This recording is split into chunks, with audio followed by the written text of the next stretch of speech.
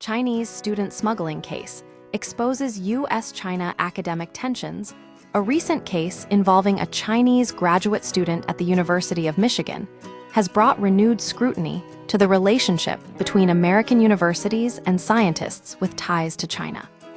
Yunqing Jian, 33, was initially accused of smuggling restricted agricultural materials, including seeds and a potentially dangerous fungus, into the United States, prompting federal prosecutors to claim the case raised gravest national security concerns. The initial allegations and congressional response. The allegations led to calls from a congressional committee chairman for the University of Michigan to investigate its laboratories, with accusations that China was conducting a broader, coordinated campaign targeting universities nationwide.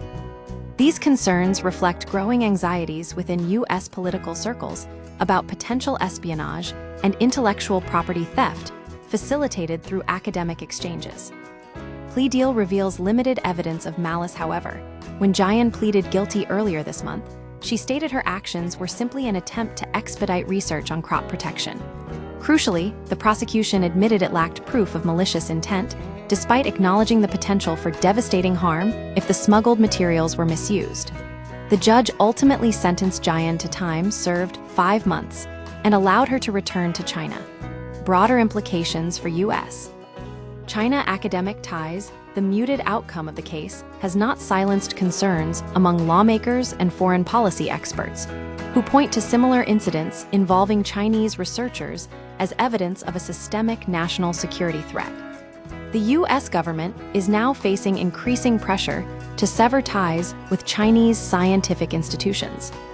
Congress is considering legislation to restrict these links, and the administration has even threatened, though later retreated from aggressive visa revocations for Chinese students.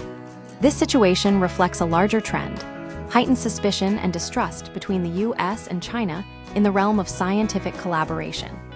The U.S. fears that academic exchanges are exploited for espionage or technology transfer, while China accuses the U.S. of unfair targeting of its researchers.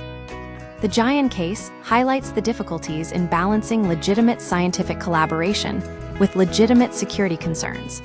The case underscores a growing tension: how to manage scientific exchange without stifling innovation or fueling geopolitical competition. It raises the question of whether the U.S. is overreacting to potential threats, or if proactive measures are necessary to protect its interests in a rapidly evolving geopolitical landscape.